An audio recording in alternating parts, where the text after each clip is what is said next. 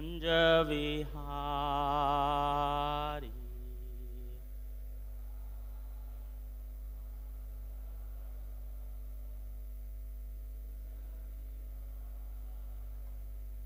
जय राधा माधव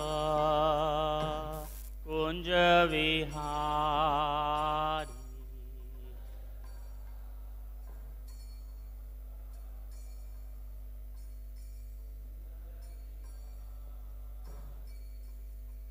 गोपी जन वल्लभ गिरिवरधारी।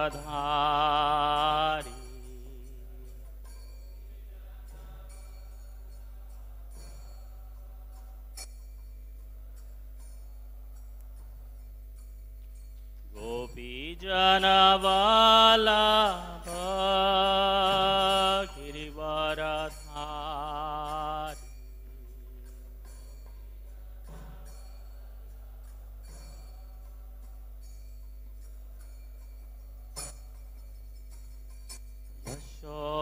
यशोदानंदन व्रज जनरंजन।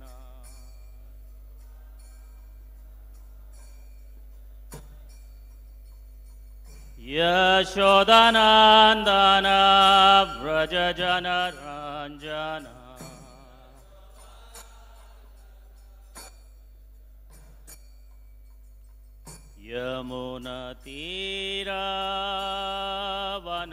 यमुनतीरवनचारी।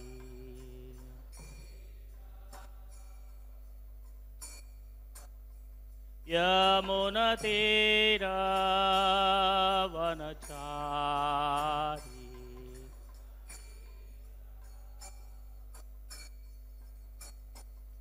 जय राधा माधव कुंज विहारी।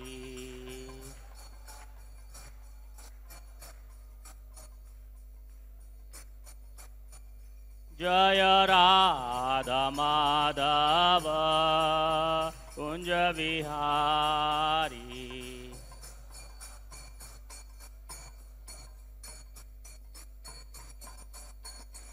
जय श्री कृष्ण चैतन्य प्रभु नित्यानंद श्री अद्वैत गदाधर श्रीवासादि गौर भक्तवृंद। जय श्री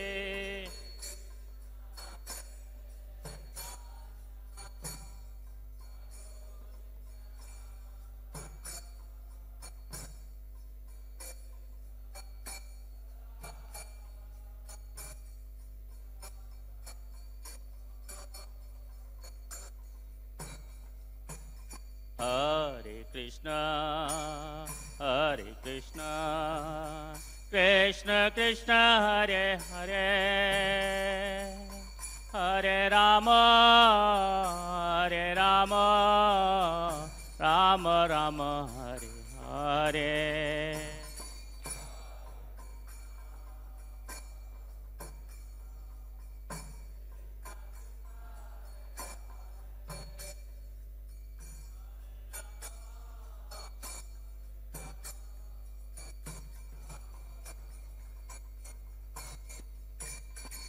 हरे कृष्ण कृष्ण कृष्ण हरे हरे हरे राम राम राम हरे हरे।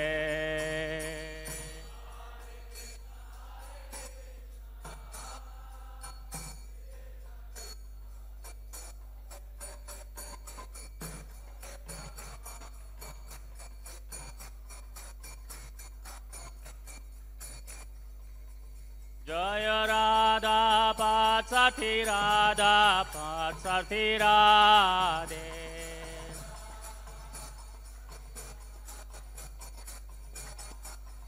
जय राधा पार्थसारथी राधा पार्थसारथी राधे।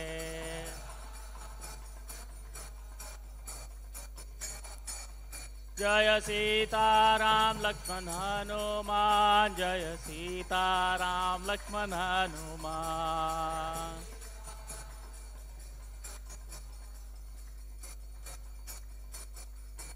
निताय गौर हरि बोल, हरि बोल, हरि बोल, निताय गौर हरि बोल।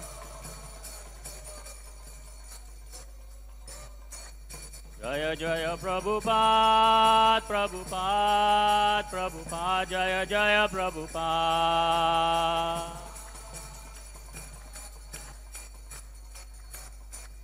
प्रभुपाद, प्रभुपाद, प्रभुपाद, प्रभुपाद,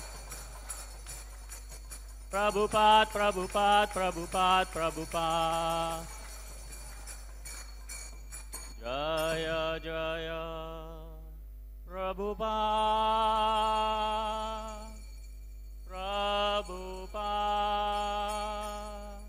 प्रभुपाद, जय Prabhupada.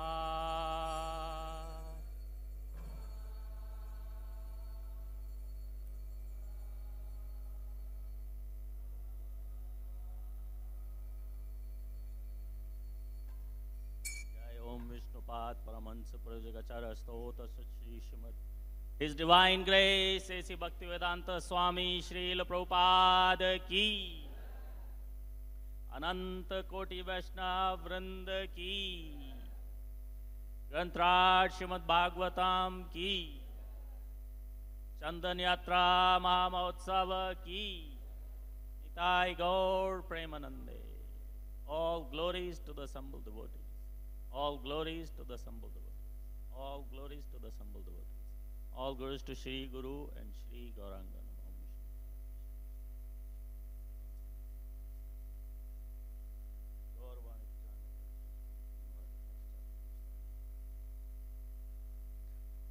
Om Ajnanatimirandasya Jnananjana-shalakaya Chakshurumilitam Yena Tasmai Shri Gurave Namaha Chaitanya-manovishtam Papitam Yena Bhutale Swayam Rupa Kadamayam Dadati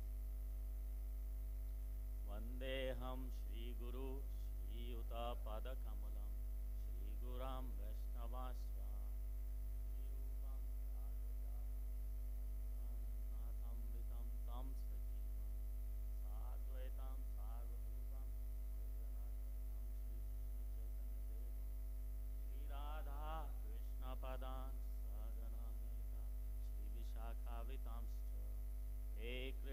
करुणा सिंधो दीन बंधो जगतपते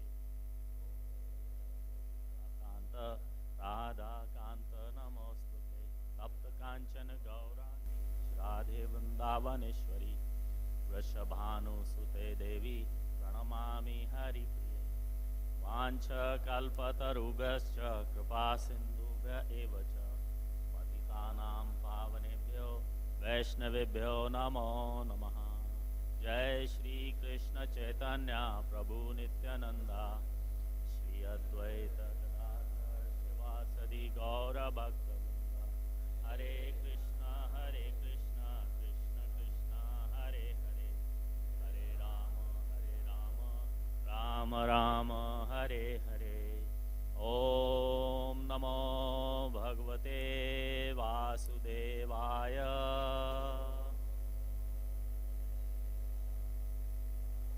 ओम नमो भगवते वासुदेवाय।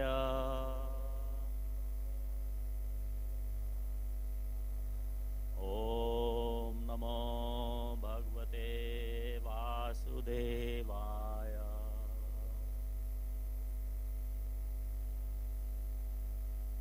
नीलाचल निवासाय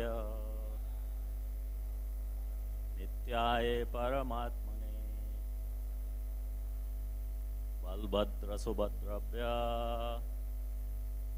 जगन्नाथाय ते नमः। Hare Krishna. Thank you very much for following so nicely. सब आदरणीय भक्तों का और अतिथियों का हार्दिक स्वागत करते हैं। आज से चंदन यात्रा का उत्सव शुरू होने वाला है, इसलिए हमारे साधु हृदय प्रभु की आज्ञा से, उनकी कृपा से नहीं, उनकी आज्ञा से आपके लिए थोड़ा सा चंदन यात्रा के महत्व के लिए ये स्लाइड शो लाए हैं। आज एक बहुत ही अत्यधिक महत्वपूर्ण दिन है, बहुत शुभ दिन है और इसके साथ बहुत सारी लीलाएं जुड़ी हुई हैं। उनमें से कुछ आज बताने की कोशिश करेंगे। आज अक्षय तृतीया भी है, तुलसी जलदान भी चल रहा है, चंदन यात्रा भी स्टार्ट होती है और भी बहुत सारे महत्वपूर्ण चीजें हैं। तो एक कथा चंदन यात्रा के बारे में, सीधी simple, to do with the past times of lord Jagannath in Jagannathpuri. जैसे कि बहुत से भक्तों को मालूम ही होगा कि महाराज इंद्रदुम्न ने जगन्नाथ भगवान के लिए नीलाचल नाम के स्थान पे ये मंदिर का निर्माण कराया, जहां पे आज भी जगन्नाथपुरी का मंदिर है। तो उसके कुछ समय के बाद ये इंद्रदुम्न महाराज, जो भगवान के बहुत प्रिय थे, प्रिय भक्तों में से एक, और स्वयं भगवान के आने के लिए उनके आगे अपने हाथ से झाड़ू लगाया करते थे, देश का राजा होते हुए भी। ये सेवा उन्हें किसी ने नहीं दी, स्वयं उन्होंने ये सेवा स्वीकार की कि जब लॉर्ड जगन्नाथ बाहर जाएंगे तो उनके रास्ते में झाड़ू मैं स्वयं अपने हाथ से लगाऊंगा। तो एक दिन ऐसा बताया गया है पास टाइम कि इंद्रदुम्न महाराज को जगन्नाथ जी के दर्शन हुए और जगन्नाथ जी ने इंद्रदुम्न महाराज से कहा कि मैं जगन्नाथ श्री क्षेत्र में, इस मंदिर में निवास करता हूं, लेकिन वैशाख के दिनों में यहां बहुत गर्मी हो जाती है और क्योंकि मेरा शरीर काष्ठ का है, लकड़ी का है, दारू का, मेरा शरीर जो है वो लकड़ी का है, उसमें गर्मी अंदर बढ़ जाती है।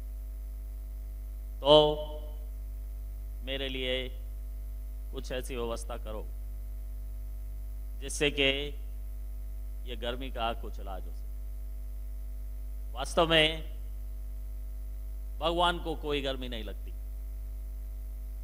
और ना कोई सर्दी लगती है, ये सब चीज से भगवान परे हैं, ऊपर है। लेकिन फिर भी अपने भक्तों को किसी ना किसी तरह से सेवा का अवसर प्रदान करना चाहते हैं। तो इस लीला से, भगवान जगन्नाथ की इस लीला से एक नया उत्सव जगन्नाथपुरी में शुरू हो गया। जगन्नाथ भगवान के जो उत्सव डीटीज हैं, उत्सव विग्रह, जो उत्सव विग्रह हैं, चंदन यात्रा के समय उनकी इस तरह से यात्रा निकलती है। जो रथ यात्रा होती है उसमें बड़े विग्रह जो हमारे शरीर के आकारों से बड़े हैं, वो विग्रह रथ यात्रा में जाते हैं। लेकिन ये जो चंदन यात्रा है, इसमें उनके उत्सव विग्रह, छोटे विग्रह, वो इसमें जाते हैं। और सारे शहर में घूमते हुए आगे एक स्थान पे जाते हैं जिसका नाम है नरेंद्र सरोवर। और वहां पे नौका में विहार करते हैं। एक बार फिर से भक्तों को सेवा का अवसर देते हैं कि किस तरह से भक्त लोग और ज्यादा सेवा में लग सकें, और ज्यादा एंथुजियास्टिक हो जाएं। जितना ज्यादा हम भगवान की सेवा में लगेंगे, उतना कम समय रह जाएगा किसी और की सेवा करने के लिए, या माया की, या अपनी इंद्रिय तृप्ति की। तो इसलिए भगवान चाहते हैं कि ज्यादा से ज्यादा भक्तों को ज्यादा से ज्यादा समय मिले। और इस तरह से भगवान जगन्नाथ, बलदेव और सुभद्रा तीनों अलग अलग रूप में, अलग अलग नौकाओं में बैठ के पूरे साजो सामान, पंप एंड शो के साथ नरेंद्र सरोवर में विहार के लिए जाते हैं। और हम अपने जगन्नाथ भगवान को इस तरह से चंदन यात्रा कराते हैं। केवल उनकी आंखों के ऊपर चंदन नहीं लगाए, बाकी सब जगह चंदन से ढका है। और उसके ऊपर श्रृंगार, जो उनके चेहरे पे जो सब श्रृंगार है, चंदन के अंदर ढक जाता है, तो ऊपर से और श्रृंगार करते हैं। ये हमारा जो राजापुर में मंदिर है, कितने भक्तों ने ये वाले जगन्नाथ, बलदेव, सुभद्रा के दर्शन किए? कितने भक्तों ने नहीं किए? ये बहुत अद्भुत विग्रह हैं। मायापुर में हमारे मंदिर से वॉकिंग डिस्टेंस है। उस जगह का नाम है सीमान द्वीप। सीमान द्वीप पे राजापुर नाम का स्थान है। और वहां पे ये स्वयं प्रकट जगन्नाथ, बलदेव, सुभद्रा हैं, जिनकी बहुत सुंदर लीला है। उसमें मैं अभी गया तो यहाँ की आज की चंदन यात्रा की बाकी की लीलाएं रह जाएंगी, लेकिन फिर कभी। तो वहां पे हम इस तरह से भी स्नान कर चंदन यात्रा का श्रृंगार करते हैं। और मायापुर के मंदिर में राधा माधव का चंदन यात्रा में श्रृंगार। रास बिहारी है, प्रभु जी कह रहे रास बिहारी, ठीक है, तो रास बिहारी। आगे राधा माधव भी। कुछ फर्क है? हाँ, फर्क है नाम। तो यहां पे बात नोटिस करने की है कि जगन्नाथपुरी में, जगन्नाथ मंदिर में बहुत सारे उत्सव मनाए जाते हैं। वहां साल के 360 दिन में 300 से ज्यादा उत्सव के दिवस होते हैं। कोई ना कोई, किसी ना किसी चीज का उत्सव चलता रहता है। तो वो सारे उत्सव हम लोग नहीं मनाते।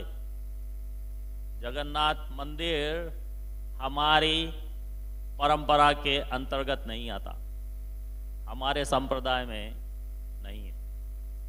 हमारे लॉर्ड चैतन्य महाप्रभु ने वहाँ 18 वर्ष बिताए, इसलिए हम उनकी पूजा अवश्य करते हैं और लगभग सबसे अधिक मान देते हैं। लेकिन फिर भी वो हमारा संप्रदाय नहीं है। वहाँ पे पूजा हमारे संप्रदाय की तरह नहीं होती। उनके जो 300 फेस्टिवल हैं वो हम सारे नहीं मनाते। कुल मिला के इस कौन में हम उनके 300 फेस्टिवल से ज्यादा मनाते हैं, क्योंकि हमारी रथ यात्रा इस संसार में 300 से ज्यादा निकलती है 365 से भी ज्यादा निकलती होंगी रथ यात्रा तो हमारी। लेकिन फिर भी हम ये चंदन यात्रा का उत्सव इसलिए मनाते हैं क्योंकि हमारी भी गुरु शिष्य परंपरा में ये चंदन यात्रा का उत्सव मनाने की परंपरा रही है। वो परंपरा आती है इनसे, माधवेंद्रपुरी।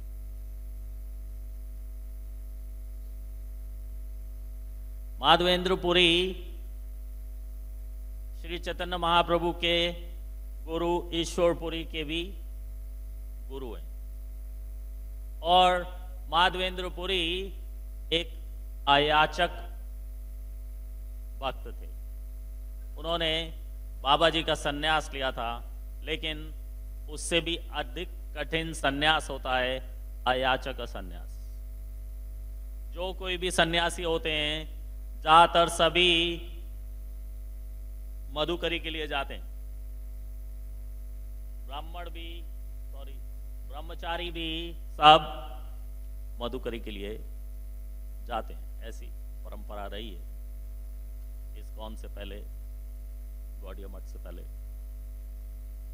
और अभी भी जो हमारे आचार्यों की परंपराएं वहां पे भी सब अभी भी मधुकरी के लिए जाते हैं। तो मधुकरी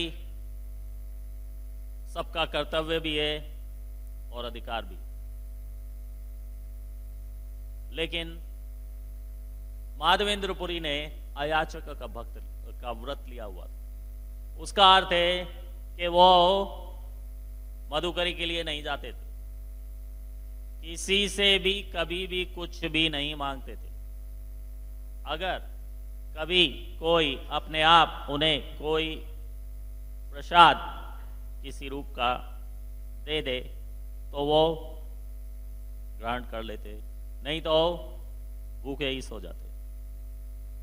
ये बहुत कठिन व्रत है। ऐसा नहीं है कि मैं यहाँ आश्रम में हूँ, मैंने अयाचक का व्रत लिया हुआ है तो टेंपल कमांडर मुझे आश्रम में ही प्रसाद की थाली ला दे अपने आप से। ऐसा कुछ नहीं है। उनका कोई आश्रम नहीं, कोई टेंपल कमांडर नहीं है, ना आगे कोई है ना पीछे कोई है। All alone, not even a servant, he never travelled with a servant. एक सेवक के साथ भी वो कभी यात्रा के लिए नहीं निकलते थे। क्यों? अगर जो कोई सेवक साथ में होगा तो कुछ न कुछ तो बात करनी पड़ेगी, कुछ ना कुछ तो बात करनी पड़ेगी। और जो दूसरा शब्द मुंह से निकालना पड़ेगा उसका मतलब उतना कम भगवान का नाम हो गया मुंह से निकलने के लिए। जितने समय में हम कोई और बात करेंगे उतने समय को हम भगवान का नाम लेने में लगा सकते हैं। और अगर जो हम उस समय को किसी और बात करने में लगा रहे हैं तो इसका मतलब उतना समय हमारा भगवान का नाम लेने से कम हो। हम लोग ये सब नियम नहीं फॉलो करते हैं। कल से यहाँ नहीं ये स्टार्ट कर देना कि मैं किसी से बात नहीं करूंगा। ये माधवेंद्रपुरी का बाबा जी संन्यास है। हम लोग बाबा जी संन्यास ना लेते हैं ना देते हैं। इस्कॉन में बाबा जी संन्यास नहीं है अलाउड। लेकिन जस्ट टू अंडरस्टैंड माधवेंद्रपुरीज बैकग्राउंड, तो वो एक बार घूमते फिरते सब जगह भ्रमण के लिए जाया करते थे। उनका नियम था 1 या 2 रात से ज्यादा एक पेड़ के नीचे निवास नहीं करते। पेड़ भी चेंज होना जरूरी है, नहीं तो क्या होगा, उस पेड़ से ममता और ओनरशिप के, हाँ ये मेरा स्थान है। तो इसलिए श्री राधा पार्थसारथी भगवान की, जगन्नाथ बलदेव देवी सुभद्रा की, श्री श्री गौर निताय की, सीताराम लक्ष्मण हनुमान की, निताय गौर प्रेमानंदे।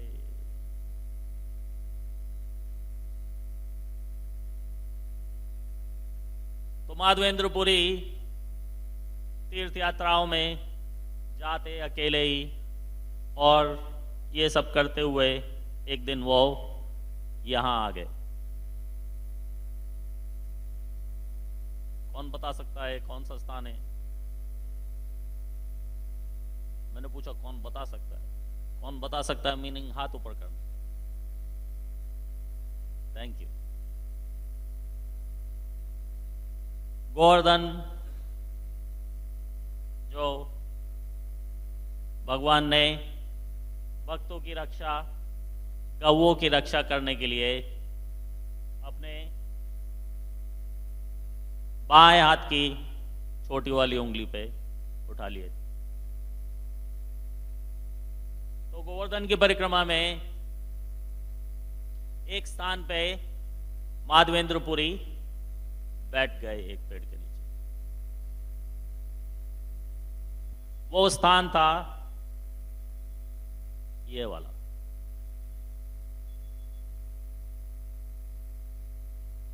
जहां जब गोवर्धन पर्वत को उठाने की वजह से इंद्र भगवान से हार गए, तो उन्हें समझ में आया कि ये भगवान है, और अपने साथ सुरभि को लेके भगवान से क्षमा याचना के लिए आए। भगवान की पूजा आरती करके अपने हाथी से भगवान का सत्कार करवाया, और सुरभि ने भी भगवान का अभिषेक किया, और सुरभि ने भगवान का एक नया नाम रखा। सुरभि ने कहा कि ये जो इंद्र है ये होगा लोगों का इंद्र, हमारे आप हो, गौओं के आप हो, क्योंकि आपने गोवर्धन पर्वत उठा के इतने मानवों की रक्षा नहीं की जितनी गौएं थी। वहां गौएं ज्यादा थी, मानव कम थे। तो इसका मतलब हमारी परिभाषा से आपने गौओं की रक्षा की है, आप गौओं के रक्षक हो, इसलिए आज से मैं आपको नाम देती हूं गोविंद। बोलो गोविंद देव जी की। तो ये स्थान आज भी उसी तरह मार्क किया हुआ है। इस स्थान का नाम है, कौन बता सकता है? हाथ ऊपर करने का। पीले वस्त्र वाले प्रभु जी, हाँ, सुरभि कुंड। और कोई? पीले वस्त्र वाले प्रभु जी, गोविंद कुंड। वेरी गुड, गोविंद कुंड, क्योंकि वहां पे माता सुरभि ने भगवान को गोविंद नाम दिया था। ये वही पेड़ है या वही स्थान है जहां पे माधवेंद्रपुरी बैठे थे। ये एक दूसरा व्यू है गोविंद कुंड का।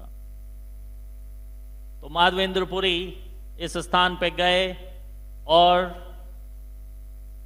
वहां बैठ के कुछ सोच रहे थे। जब हम तीर्थ यात्रा जाते हैं तो हमें क्या सोचना चाहिए? भगवान की लीलाओं के बारे में, क्योंकि धाम जाने का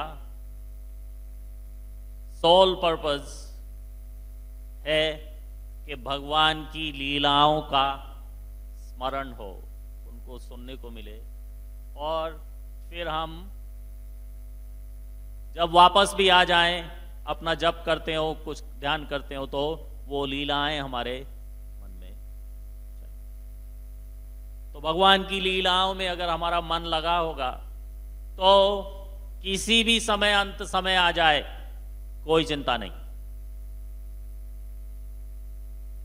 इसलिए श्रील प्रभुपाद को क्या कहते हैं? नित्य लीला प्रविष्ट। जिस किसी का ध्यान लीला में लगा हुआ है अंत समय में, वो गारंटीड नित्य लीला प्रविष्ट होने वाला है। तो इसलिए माधवेंद्रपुरी उस स्थान पे बैठ के अपने मन में सोच रहे थे कि भगवान ने क्या क्या लीला की होंगी। यहां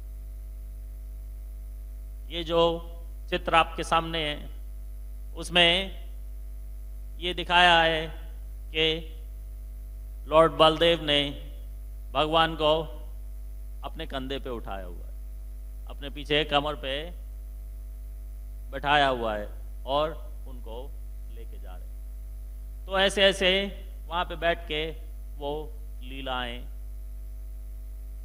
लीलाओं का स्मरण करते।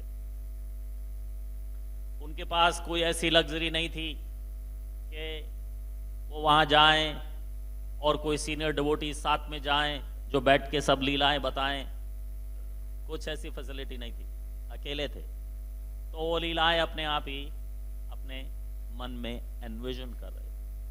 ये स्थान है अभी भी वहां गोविंद कुंड के किनारे पे, जिस स्थान पे माधवेंद्रपुरी बैठे थे उस समय। तो बैठे बैठे बहुत समय हो गया, दिन हो गए। ये उनके कुटिया में चित्र लगा हुआ है जिसमें भगवान उनको दूध देने के लिए आए। ये इस्कॉन का पिक्चर है, फेमस पिक्चर, आपने पहले देखा होगा।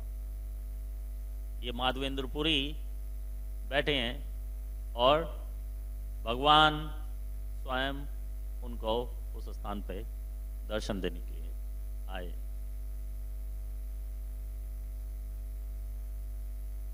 भगवान के बहुत सुंदर स्वरूप को देख के माधवेंद्रपुरी एकदम चकित हो गए। तो जब भगवान ने उनको दूध का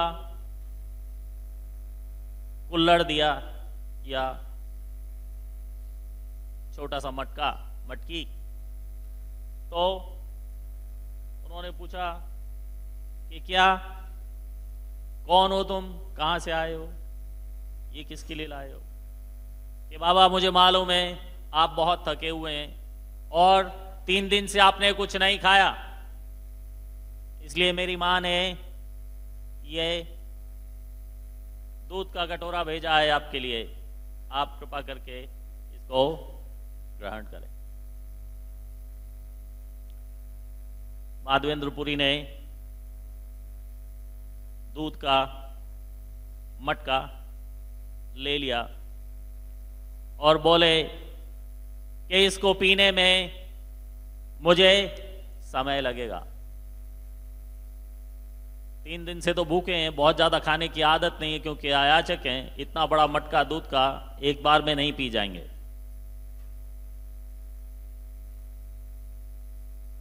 तो जो भगवान के रूप में बालक आए, उन्होंने कहा ठीक है कोई बात नहीं बाबा, मैं वापस आ जाऊंगा इसको लेने के लिए। जिससे कि बाबा वहां पे बैठ के अभी भी उस सुंदर छवि का स्मरण करते रहे कि कब वो बालक आएगा और ये पुलिया, ये लोटिया, ये मटकी मैं उसको वापस दूं। तो उस सुंदर बालक के ध्यान में मग्न जब माधवेंद्रपुरी बैठे थे, तो उन्हें फिर से उस बालक का स्मरण हुआ और उस बालक ने बताया कि ये पेड़ के नीचे मैं विग्रह रूप में निवास करता हूं और मेरा नाम है गोपाल। मैं गोपाल इस पेड़ के नीचे ही निवास करता हूं। मुस्लिमों से बचाने के लिए किसी समय मेरे विग्रह को यहां दबा दिया गया था, उसके बाद कोई मुझे निकालने नहीं आया। कृपा करके आप मुझे निकाल सकते हो यहां से।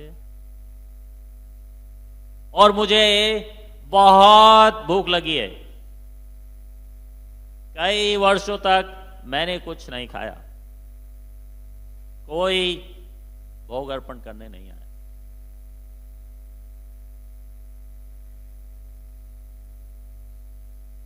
तो माधवेंद्रपुरी ने अन्य और गांव के कुछ लोगों को इकट्ठा किया और वहां पेड़ के नीचे थोड़ी सी खुदाई कराने पे उन्हें ये गोपाल जी के विग्रह प्राप्त हुए। ये गोपाल जी का चित्र आपके मंदिर में कहीं है? ये रहे गोपाल जी, यही गोपाल जी हैं। यही गोपाल जी चैतन्य महाप्रभु को दर्शन देने के लिए नीचे आए। तो माधवेंद्रपुरी को अच्छी तरह याद था कि भगवान बहुत भूखे हैं।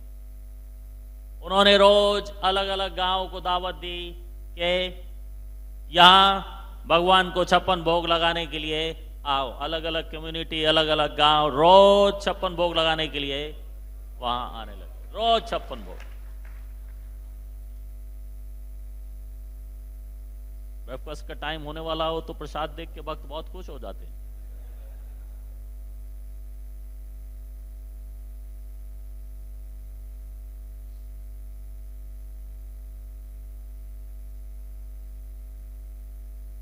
तो एक बार जब गर्मी आने वाली थी तो गोपाल जी ने माधवेंद्रपुरी को फिर से दर्शन दिए और कहा कि मैं जमीन के नीचे बहुत सारे सालों से अंदर छुपा हुआ था, दबा हुआ था। मेरे शरीर में उसकी वजह से बहुत गर्मी है,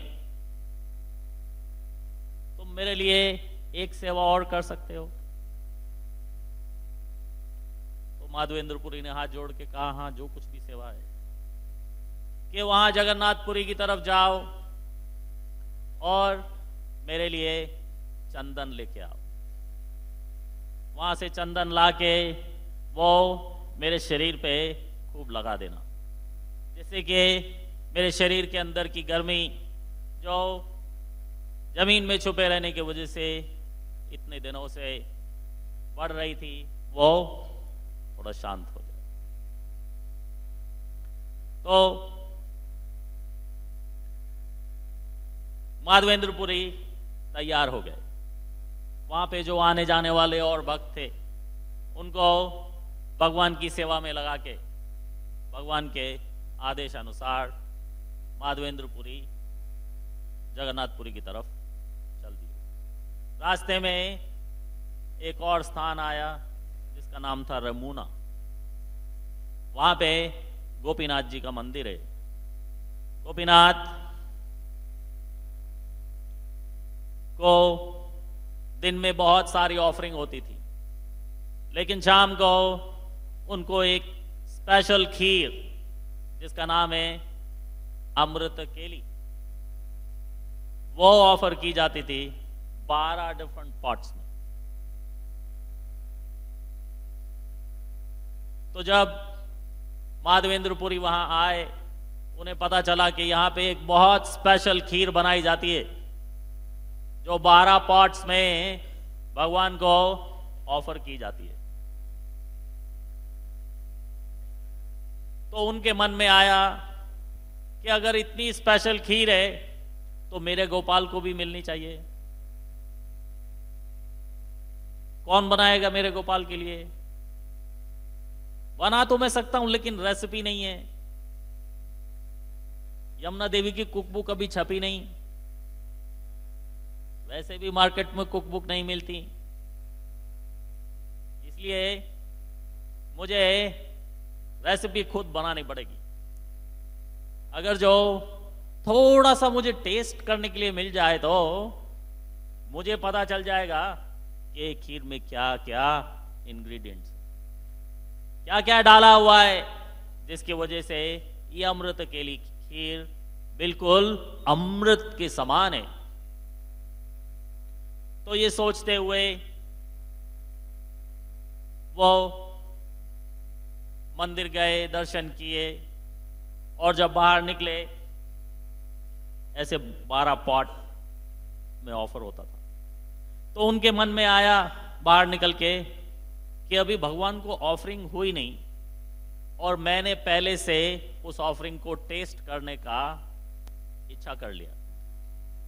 मैंने बहुत बड़ा अपराध किया है, क्योंकि किसी को भी भगवान की ऑफरिंग जब तक हुई नहीं, जब तक वो भोग है, तब तक उसको टेस्ट करने की इच्छा अपराध है।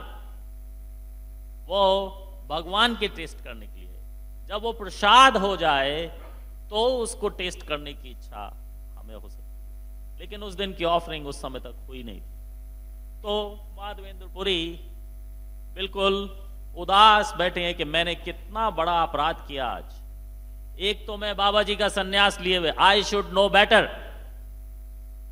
एक तो मैं बाबा जी का सन्यास लिया हुआ है, ऊपर से मैं अयाचक भक्त हूं, फिर भी मैंने मन में ऐसी इच्छा की, मेरे से बुरा और कोई नहीं, मैंने बहुत बुरा किया, मुझे प्रायश्चित करना चाहिए। लेकिन तभी थोड़ी देर में मंदिर के पुजारी आए ढूंढते हुए, माधवेंद्रपुरी, माधवेंद्रपुरी, अरे कोई माधवेंद्रपुरी है यहां, कोई माधवेंद्र नाम का भक्त है? तो उन्होंने कहा नाम तो मेरा ही बुलाया जा रहा है।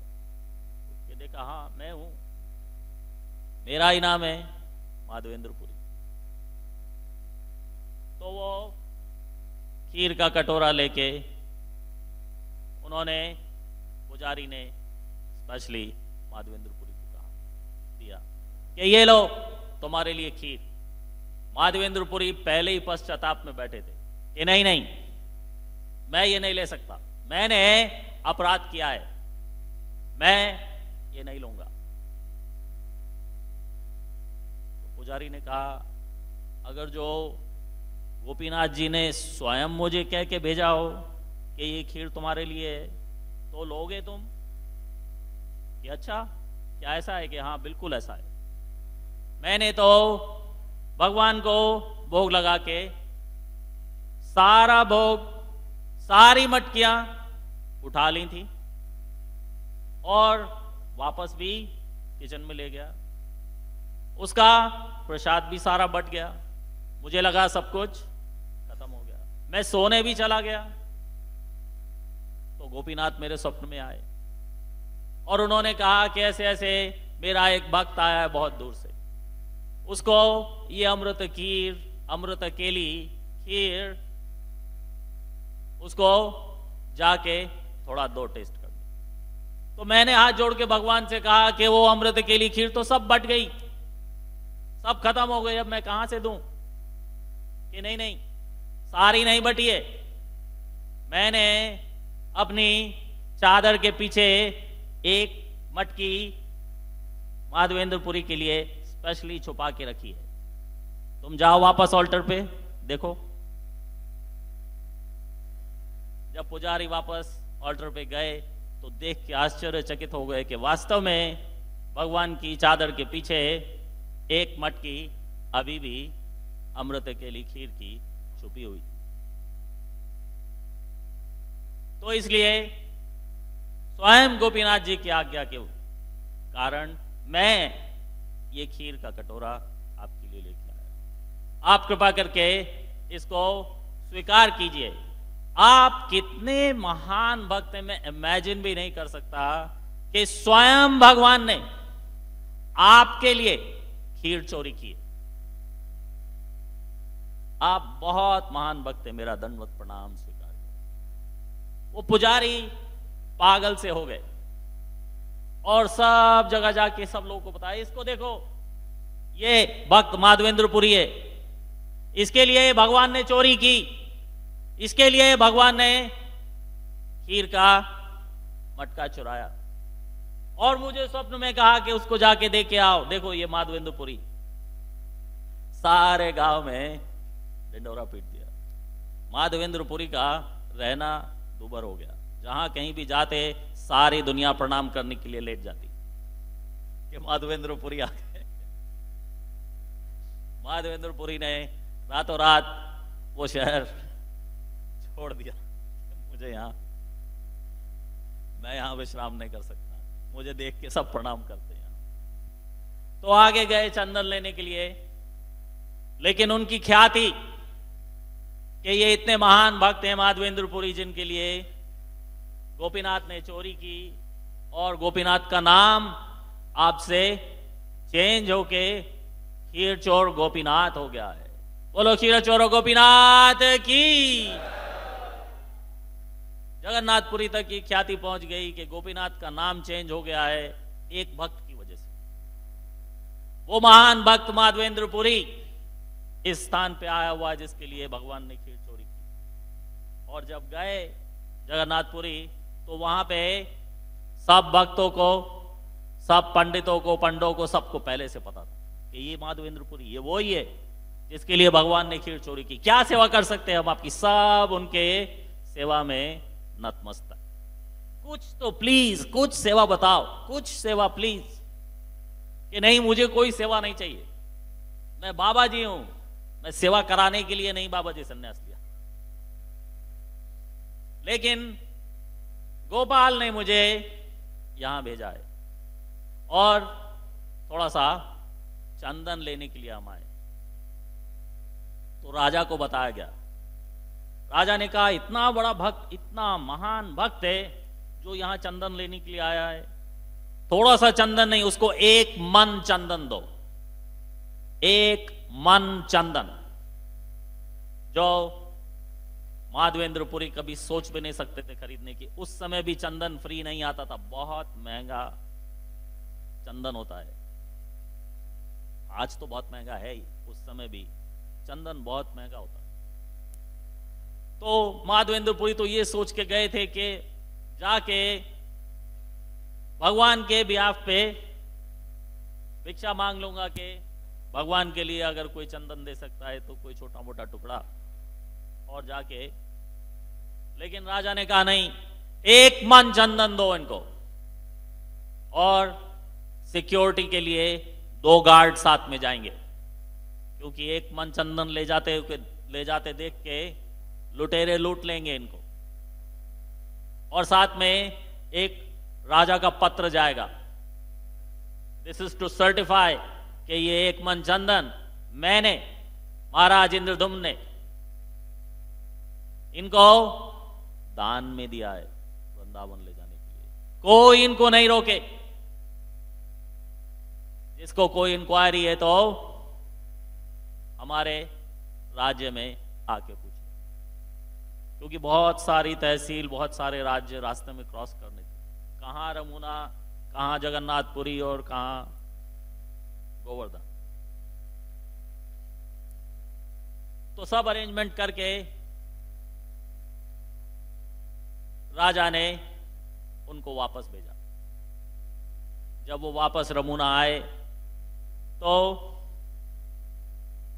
रमुना में फिर से उनको गोपीनाथ जी ने दर्शन दिए और गोपाल जी उनके साथ आए हुए थे।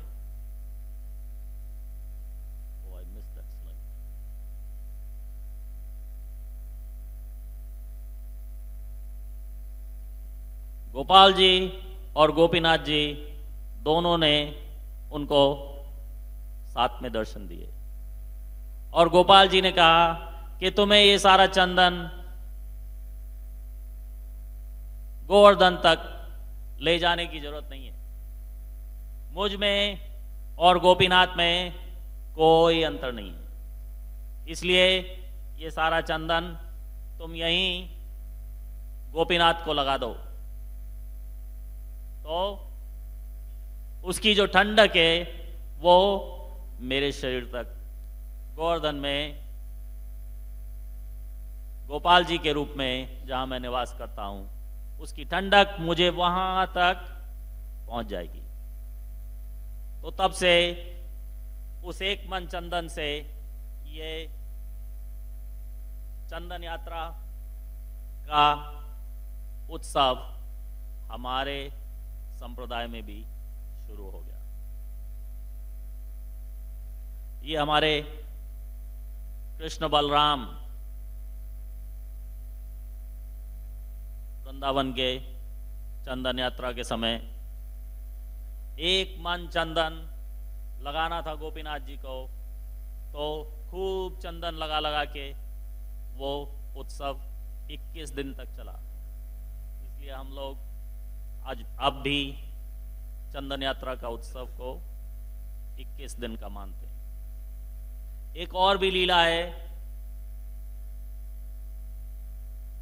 भगवान जिस समय प्रकट लीला कर रहे थे पांडवों के साथ में, तो जब पांडव वनवास में थे, उसका आखिरी का 1 साल उन्होंने अज्ञातवास में बिताया, तो वो उन्होंने विराट नगर में, वहां के राजा विराट के शासन में बिताया। जब अंत में विराट को ये पता चल गया कि ये लोग जो बहरूपीय बन के मेरे राज्य में छुपे हुए हैं, क्योंकि इनमें से जो एक है उसने कीचक को मार दिया। कीचक को मारने वाला कोई पैदा नहीं हुआ, 10,000 हाथियों का बल है कीचक में। इसको मारने के लिए स्वयं बलराम या भीम चाहिए, तो जरूर इनमें से कोई भीम है। तो जब उनको पता चल गया कि ये पांडव हैं, तो विराट राज ने कहा कि मेरे ऊपर एक कृपा करो, तुम लोगों के साथ तो भगवान की बिल्कुल घर की सी रिलेशनशिप है, तो तुम्हारे होस्ट करने का, तुम्हारा आतिथ्य करने का कुछ फल अगर मुझे देना चाहते हो, तो भगवान के दर्शन मुझे भी करा दो। तो युधिष्ठिर महाराज ने कहा, नहीं, भगवान के दर्शन ऐसे नहीं होते कि आप कहो कि हाँ भगवान आ जाओ मुझे दर्शन देने के लिए। हम क्या भगवान को आज्ञा करेंगे कि आ जाओ हमें दर्शन दो? नहीं, ऐसा नहीं होगा। एक उत्सव करो और नौका विहार के लिए अपने विग्रहों को लेके जाओ और उनको खूब चंदन की सेवा करो। अगर आपकी भक्ति और श्रद्धा देख के भगवान प्रसन्न हो गए तो स्वेच्छा से वो आएंगे। आप अपने संस्कृत मंत्रों से उनका आह्वान करो, उनकी सेवा करो, भक्ति करो। अगर उनकी इच्छा होगी तो वो आएंगे, लेकिन उनकी तरफ तो पांडव खड़े हुए थे। तो भगवान बलराम जी के साथ विराट नगर में पर्सनली पहुंच गए, सारी सेवा पर्सनली रिसीव करने के लिए। ये लो, लगा लो जितना चंदन लगाना है, मैं खड़ा हूं तुम्हारे सामने। और बलराम भी हैं, दाऊ भैया, इनको भी खूब चंदन लगाओ।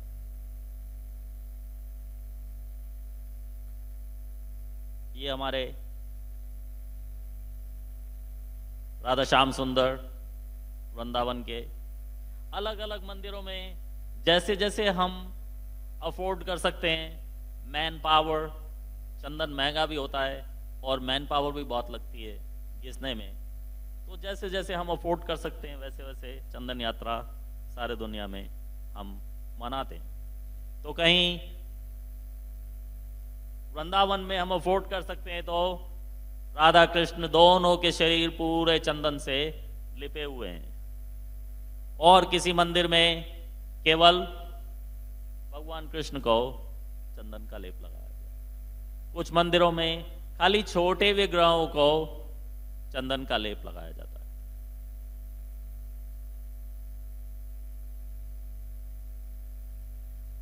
मायापुर में राधा माधव को चंदन का लेप लगाया जाता है। ये तो राधा माधव है ना? नहीं, ये भी नहीं है, रास बिहारी हैं।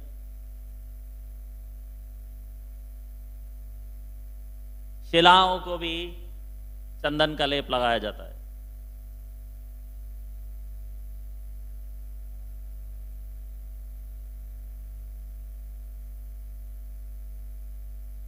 ये हमारे राम लक्ष्मण सीता हनुमान,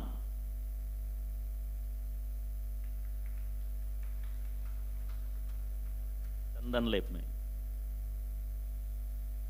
ये मायापुर के गोवर्धन शिला, चंदन लेप में।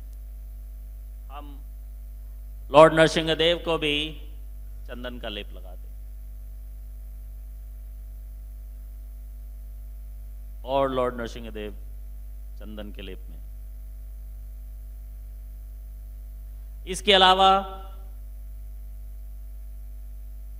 हमारे शास्त्रों के अनुसार ये अक्षय तृतीया का दिन,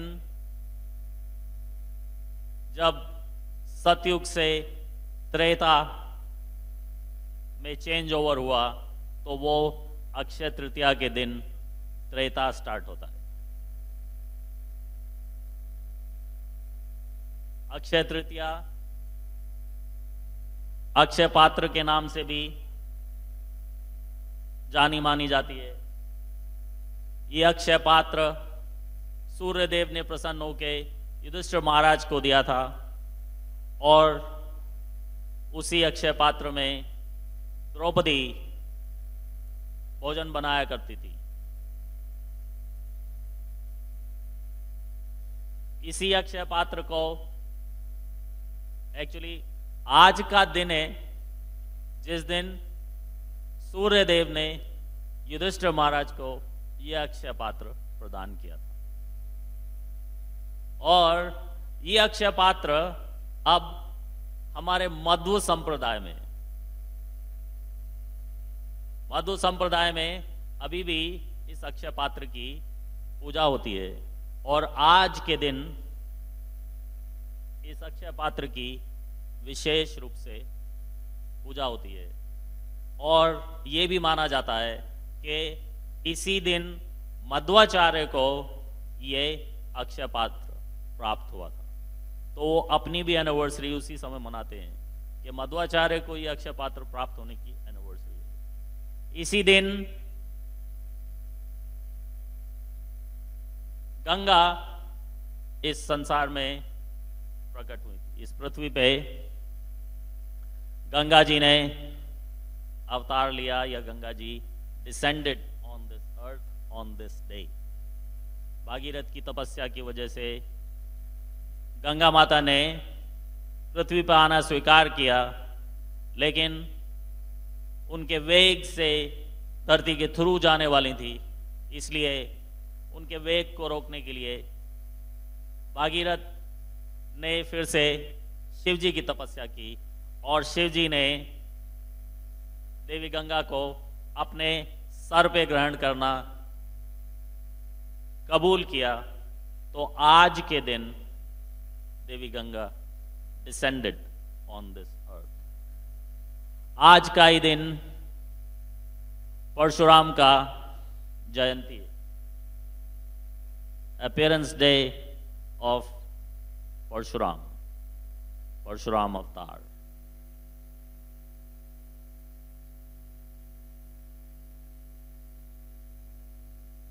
और ये गर्मियों में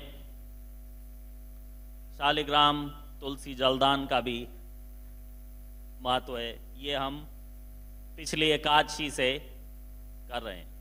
एकादशी के दिन ही संक्रांति थी।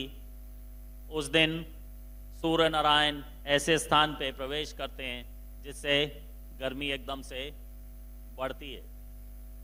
तुलसी महारानी का स्वरूप पौधे का होने की वजह से कहीं जल की कमी नहीं हो जाए, तो ये तुलसी जलदान की प्रथा बनाई गई है, जो पिछले एकादशी से शुरू हुई। उसी दिन संक्रांति भी थी, उसी दिन एकादशी भी थी, उसी दिन तुलसी जलदान प्रारंभ हुआ। ठीक है, और भी बहुत सारी लीला है, लेकिन इतना ही समय। कोई प्रश्न? यस माता जी, श्याम लीला। हरि बोल।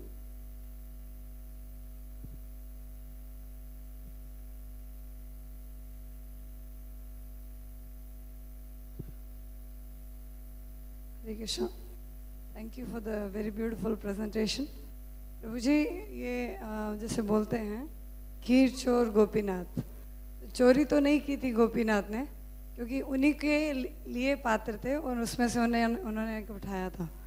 तो चोरी तो वो कहलाती जो किसी का माल ले लेते हम, उन्हीं का सामान था, उन्होंने रखा किसी के लिए. ऐसा कहलाना चाहते थे वो, क्योंकि माधवेंद्रपुरी के लिए ख्याति बढ़ाने के लिए.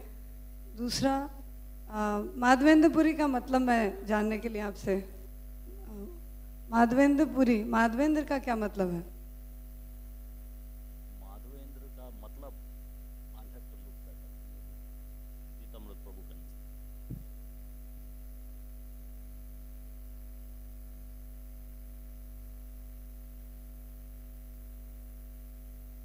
हरे कृष्ण. माधवेंद्र का मतलब है माधव और इंद्र. माधव जो इंद्र बने, यानी गोविंद, जो गौओं के इंद्र बने, तो माधव हैं, वो इंद्र हैं. ब्रजेंद्र भी कहते हैं, ब्रज के इंद्र. इंद्र का मतलब राजा भी होता है, शासक भी होता है. इस प्रकार से भगवान को जो है गोपेंद्र भी कहा जाता है, ब्रजेंद्र भी कहा जाता है. वो ब्रज के इंद्र हैं, गोकुल के इंद्र हैं. Thank you. और कोई प्रश्न? जीतामृत प्रभु भी हैं, कहीं जा नहीं रहे.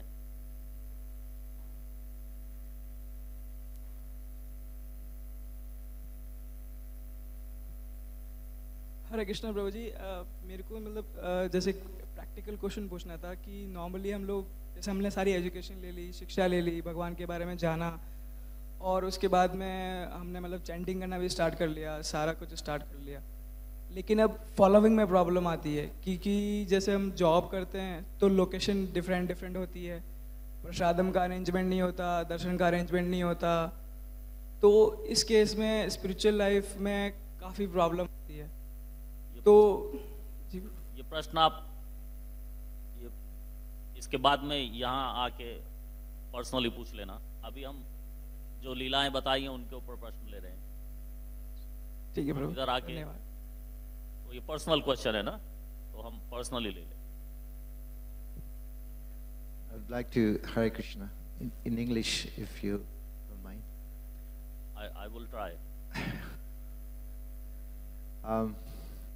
In fact, dream, when we speak about dream in this world, it is dream is an illusion. We didn't talk about dream. We talked about envisioning. Yeah. So in that story of Madhavendra Puri, he is dreaming coming 3 times. Envisioning, not dreaming. Yeah. Envisioning. There is a difference in envision and dream. Yeah. Okay. So, in one sense, you can say if an acharya is so-called dreaming, that's not a dream, it's an envision. It's a vision that he has. If that's the question. Yeah. My question is, how do we accept dream or envision as fact? If your dream comes true, it's a vision, isn't it? So the Lord came to him in his dream and said, I am here under this tree, dig me out. And when they went to find, he was there. So that's a fact. It's proven. And of course, he's an acharya. So technically, there is a difference between vision or envision or a dream, but generally that's it. Is there any other question? Jagat Guru Srila Prabhupada ki, Nitai Gaur Premanande, Chandan Yatra Mahamotsav ki.